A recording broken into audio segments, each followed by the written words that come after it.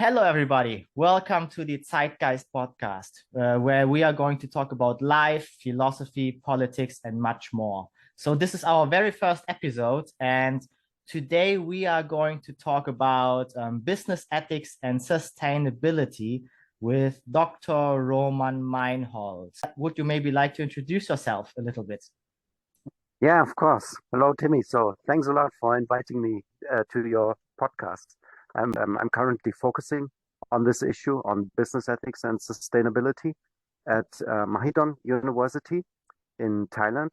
And before teaching at Mahidol University, I was teaching at Assumption University, also in Thailand. And before that, in Africa, in Lesotho, at the National University of Lesotho. And before that in Germany at the University of Education in Weingarten. I'm a philosopher by training. My PhD was on philosophy of fashion, and my master's was in philosophy, sociology, economics. And so I'm still working at this intersection of philosophy, sociology, economics. Currently, I'm very interested in the question of digital sustainability and in the issue of ecotage, eco-terrorism, and how that may have an impact on businesses. Yeah, so briefly, Cool. that's Yeah. what I'm doing right now. Sounds great. So now I think your latest book is called Business Ethics and Sustainability, right? Yes. Yes. Maybe like as a question, like why did you feel there's a need to write about business ethics and sustainability? And what is actually business ethics? Because oftentimes we just hear about sustainability, right? And like a more of like a popular context, but business ethics itself might not be really known yet by people.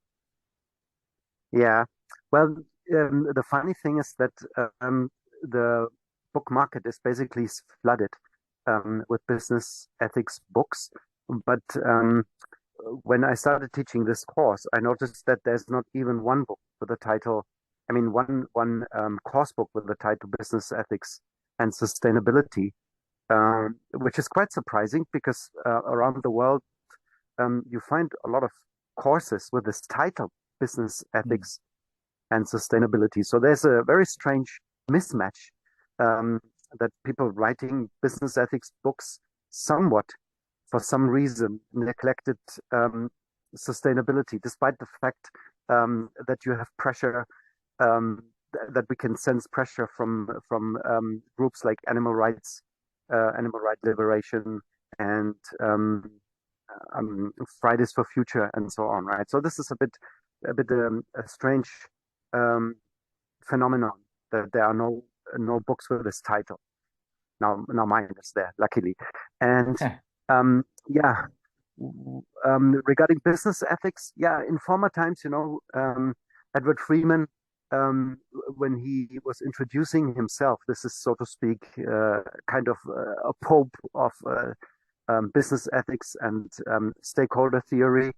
And he always talked about the reactions of people when they were asking him what he's doing. And when he said he's teaching business ethics, they started to smile, right? And making jokes like, oh, must be a very short course, or questions like, does it exist, right?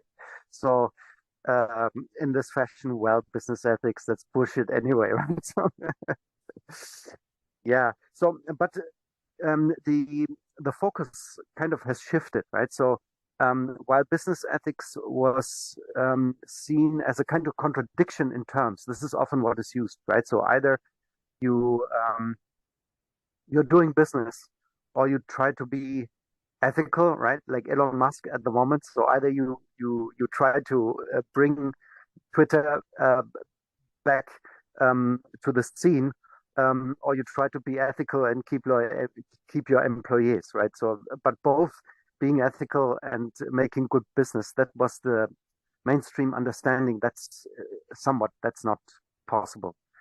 And then, but then, um, especially after a lot of scandals in the last century, but then even more after the financial crisis in 2008, the spectrum began to shift, and people were more interested in business ethics, corporate social responsibility, environmental and social governance, and so on. And business ethics courses were more and more integrated at universities and taught, right? And you could see that, especially in the West, there are a lot of products which kind of have ethical, sustainability, or environmental implications. They kind of became mainstream, right? So when you go to Germany, right, and you go to Aldi, so in former times, maybe they had a small shelf with some organic product, but now you can see the organic products beside the mainstream product. So we have seen a certain shift, right? So basically, the other understanding is that it is becoming more and more mainstream that business ethics, sustainability, social, environmental dimensions taken up by businesses becoming more mainstream, and sometimes they also, or quite often, right, they are used as a marketing tool, right? So if you say, oh, your product is sustainable, right, then people are starting to buy it. So that even large companies like Adidas, they have now a lot of products which are made of plastics reclaimed from plastic that was floating in the ocean. So something has happened in the last 10, 20 years. But then the last idea of business ethics is that there are indeed some companies who see ethical business as their DNA, right? It's part of their DNA, and they are very serious. They are not interested in greenwashing or appearing green.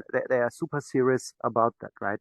So, for example, Patagonia is such an example of a company that is taking sustainability and environmental dimensions extremely serious, and a company that not that many people know. But if you ask Mark Zuckerberg what kind of sweatshirts he is wearing, right? I assume your T-shirt is not from Brunello Cucinelli, right? Because it costs several $100, and some sweaters several $1,000. But this is an Italian designer who is very serious about dealing with his employees in a very ethical way, right? He's contributing a lot to his community where his company is located, right? Solomeo in Italy. Yeah. So that is a niche, right? But you can see that this niche is widening, right? That is for sure. Yeah, I think you've touched upon many different points already. So I think the now first you don't know one what would to be ask anymore. No, I have some questions. Don't worry. Like okay, very good. I mean the first one would be around greenwashing, right? So that's a term that, I mean, at least I feel has only popped up recently. So in like rather recently. At first there was everything was about, okay, these companies are now eco-friendly and so on, but then as time went by, maybe people started to understand that, okay, they're just greenwashing, they're not actually being environmentally friendly, right? So how, as a consumer, would one actually even know that your company is not greenwashing and that it's actually environmentally friendly? Like, for example, like you have like companies like Nestle who run like promote like videos on YouTube, like we went collecting plastics from the ocean, but maybe it was just a one-day campaign. So how do we know that a company is not greenwashing and that they actually environmentally friendly or like doing environmentally friendly business ethics? Yeah, that's true. For the consumer, this is extremely difficult to differentiate, right? I mean, companies who are claiming something like that, right?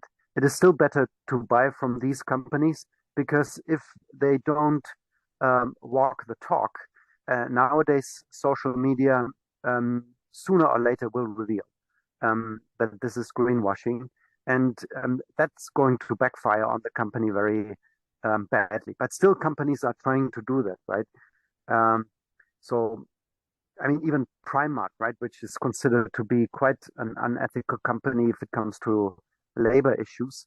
You will see now they have organic cotton, they have recycled plastics that they use for materials. Um, the point is that, well, you have to trust the labels, right? You cannot really see if this is true, right? If you feel cotton, you cannot say if it's organic cotton. If you feel uh, polyamide and polyester, you cannot say if this has been reclaimed from fishing that's in the ocean. Of course, as a consumer, you can check on the website, you can check on blogs. Um, you can read in the news if there's any, if you're really seriously interested about it, if there's any negative coverage about that, or if you can afford it, right, you should buy less, but buy from brands of whom you can trust that they are quite serious about how they deal with environmental matters, how they deal um, with employees down the supply chain, right? So the general rule would be buy less, um, and then maybe buy a bit more expensive and buy something of which Yeah. you are already pretty sure, where you can check that. Well, so with some companies you can check on the supply chain, right? So they have labels which tell you Umesh Dagat has put this T-shirt together in Bangladesh, right? So you can trace that. Some companies do that. Yeah, yeah. But it's very difficult Yeah, for the consumer to distinguish, right? yeah, If you do not look into the details, yeah, that is true. yeah, yeah. I think so. So that's maybe, yeah, one of the issues from a consumer side. But you also already mentioned issues or potential issues on a business side as well. So let's say consumers start consuming less, right? And that would have an impact on businesses itself, which is actually one of the reasons that at the beginning of the 20th century, when capitalism after World War II really started to emerge, right? So mass production, consumption, that like the economy is basically built on consumption, right? And that means Right, people need to buy more and more and more. But if they buy less, then right, that has implications for jobs and the economy at large, right? So maybe something similar in principle, which we can see happening right now, where yeah, where like inflation and interest rate rising interest rates lead to less consumption, so the economy is slowing down, people are losing jobs, right, in certain industries. So it's like how would a business or what would be the right thing from, let's say, an ethical perspective to do for a business, right? Because on the one hand you have nature as a stakeholder, right?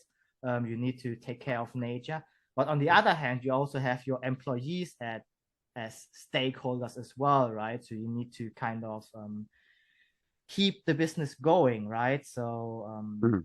I think there's a bit of a conflict there, right? Yeah, definitely, right? Because not many people can afford um, expensive, high quality products. So I think one way out of this dilemma is what is called a circular economy, that businesses start recycling their products, that they start collecting clothes. For example, Uniqlo here in Thailand, Mm. they started collecting clothes, right? So if you have bought your white T-shirt from Uniqlo, after some time, right, when it starts to get holes and this is not in fashion right now, you can give it back to Uniqlo, and they are recycling it. By recycling your T-shirt, um, they are going to harvest less cotton, and so the raw material is phased back um, into the production circle, right? So I think we nevertheless, right, we have to shift our idea of consumption. So maybe some of us have watched this film, The Century of Self, um, where it is shown how there has been a transition from a needs culture into a wants culture, right? And this is, I mean, a general problem. If you look at the sustainability definition, the Brundtland sustainability, that the most cited, the most famous sustainability definition is that yes, this current generation should satisfy its needs, um, but without compromising the needs of future generations, right? But the problem is here, of course, we do not um, um, satisfying our needs, right? And we have a very poor repair culture. I remember when I was in India many years ago, when I was 17 or 18 for the first time, I was admiring how, for example, machines from the sewing machines were recycled, for example, um, for, um, for they use the engines for sharpening knives, right? So a circular economy, a repair economy, where we repair things, where we also make things um, more um, long lasting, but then you also pay a higher price, right? So that's also, for example, a good example is the software, right? And the hardware we are using right now. So the computer in front of me is quite an expensive thing, but I hope it lasts quite some time. And so therefore, I do not have to buy every year or 2 or 3 years, right? You hope it lasts a bit longer. But then this company from which I bought this computer, it doesn't give me an offer to recycle it. But that would be absolutely necessary in a circular economy, that we get the scarce metals and minerals um, out of these computers. They will, at some point in time, right? They will be probably shipped to China or somewhere else, and then scavengers are taking them into pieces, but under environmentally very detrimental conditions. Yeah. But so this needed to be much more organized. And then we kind of would not have to stick to this strict need consumption style, and we could consume a bit more of what we want. But if we continue like this, that's not looking good, right? As we know. Yeah, I think, and that's something. So when you talk about circular economy and recycling as well, so yeah, obviously lots of companies don't really offer it yet, and there's like this approach of especially with electronics, of planned obsolescence, right? So products are already created with like an early expiration date in mind. So like a fridge, a fridge is not supposed to last very long, right? It's built in a way that it has to like break down earlier than actually necessary, right? So people actually have to consume, right? I think like another challenge would probably be, even if you have a circular economy, right, and people can give back their t-shirts, let's say in a Uniqlo shop, right? Let's say you're in Germany and you give your t-shirt back in a Uniqlo shop, then the upcycling process would have to also or the upcycling production process would also have to happen within geographical proximity, right? Because usually they are produced all the way in Asia, in India, Bangladesh, and so on, rather than, let's say, in Germany, right? So, and once you collect all the recyclable shirts, you would have to either reproduce them in Germany, which is a very high cost, or you would have to send them back to Asia, which is I suppose what usually happens. But then you have the issue of of carbon footprint as well once you send it back all the way to Asia, right? That's true. That's true. Yeah. I mean, one simple way is also just wearing it as long as possible, and then you use it for cleaning, right? So this is what we did uh, in former times. This is something I think it is. You can find it in one of the Buddhist texts, right? Some um, um, recommendation by the Buddha to the monks what they should do with their robe. Um, they should recycle their robe, right? They should make maybe some cloth out of it, which they use as a bed sheet if they don't use it anymore as their robe. And once the bed sheet is bare threaded, they can use it for they can cut it into smaller pieces and clean with it, use it for cleaning. And once this is even deteriorating, they can cobble it together and make rugs out of that, right? So this idea of kind of, well, this is of course downcycling, right? But I mean, probably we have to combine, you mentioned upcycling, right? We have to combine upcycling, recycling, and downcycling in a very smart way. And unfortunately, this is not happening very well. And then, of course, there's the logistics problem. That we are consuming a lot of energy by shipping things across the globe. Yes. Yeah. Is there, like, let's say, like, because you have a philosophy background, right? Would you say that there is sort of a guiding philosophical principle people could apply to how they do business, or how they become more sustainable? Like of course there are still all the practical issues by itself, right? If you really want to make a change, it has to also happen from a consumer perspective, right? So what would be of course. what would be like ethical consumer principles to drive that change? Because a lot of people might not even be thinking about these things, like in a nutshell, right? This is super difficult to say in a nutshell, right? Because if you say ethical, you would have to dive into the diverse ethical theories, and you would notice that sometimes they when you apply these different ethical theories, that they will come with different suggestions, right? So, but if you let's say take one very simple theory, and there are many 5, 6, 7 theories which are relevant in the business context and in the environmental context.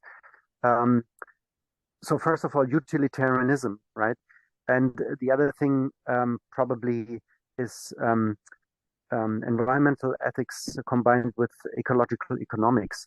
So if you look at utilitarian considerations, utilitarians they say if you want to make an ethical decision, you need to look at the greatest benefit for the greatest number of people. And the philosopher who popularized this theory, John Stuart Mill, he added a sentence and said, well, not only for the greatest number of people, for the greatest happiness, for the greatest number of people, but if possible, for all sentient beings, right? And that would include plants, animals, and ecosystems, right? And from this perspective, it is obviously very wrong what we are doing. But this brings me to a second theory that needs to be considered, namely environmental ethics, for example, deep ecology, or the land ethics, and ecological economics, right? So in business, often people speak about the so-called triple bottom line, right? And they say that they say people, planet, and profit, right? Very easy to remember, 3 Ps: people, planet, and profit. So the society, the businesses, and the environment. So these 3 spheres, these 3 domains, they should be compatible with each other, right? So we cannot survive if one of these spheres is not working well. One of these domains is not working well, right? But what the deep ecologists, ecological economists would say is that, well, wait a minute, you have forgotten something, right? You have forgotten what philosophers call the ontological dependency of these three systems. Because if you look more closely, and I always ask my students, hey, why there is no business on Mars, right? Well, there's no business on Mars because there's no society on Mars. But why there's no society on Mars? Well, because we cannot yet have a society on Mars, and one of the problems is that we don't have an ecosystem, right?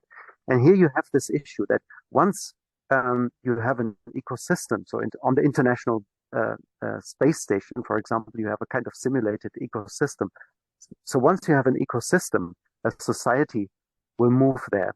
And once a society is moving to a particular place, you will have trade, you will have businesses. But if you destroy the environment, you destroy the rest. The rest is gone, right? After a short period of time, the rest is gone. And one thing I wanted to share with you, what I'm currently researching on, and you probably have heard, and this is the, so to speak, the radical interpretation of philosophy and ethics to this problem that we are facing. You heard about Just Stop Oil throwing soup on world famous paintings and art galleries around the globe. And you probably also heard about the tire extinguishers, right? They deflate SUV tires in major cities around the world.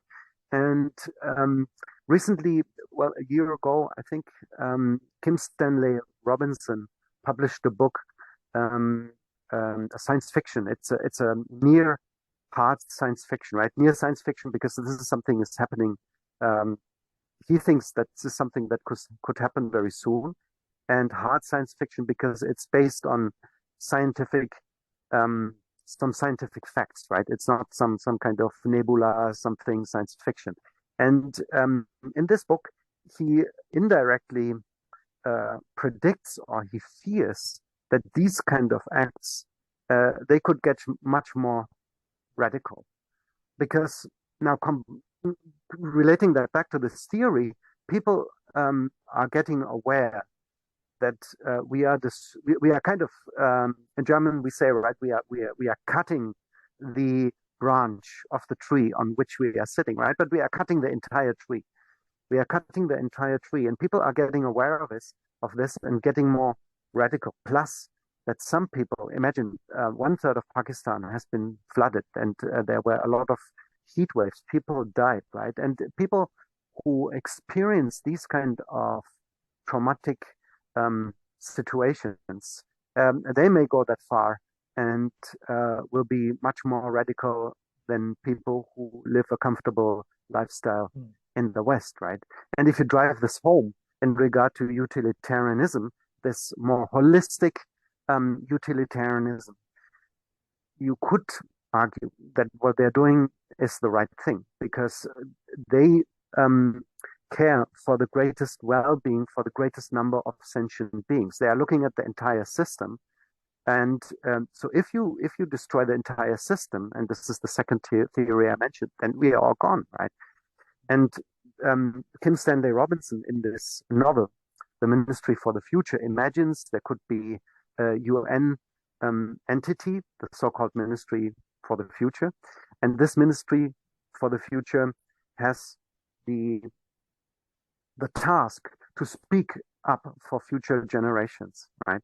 But then what happens in the novel is that some of these traumatized people, they notice this is just greenwashing, right? What we said in the beginning. They are not serious enough, right? And then they start to shoot down planes.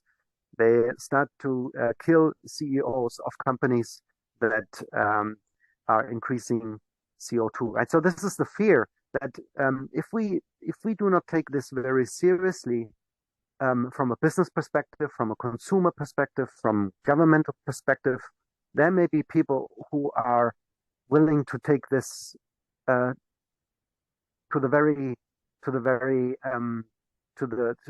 radical extent. Yeah, this is a serious fear, Yeah. I think. We're running out of time for today, but Yeah. yeah, really, thank you a lot. I think we've really learned quite a lot today, and cool. Thank you so Well, much thank for you. inviting me, Timmy. Well, I'll hope you come So back. happy to see you. Thank you. Take Bye. care.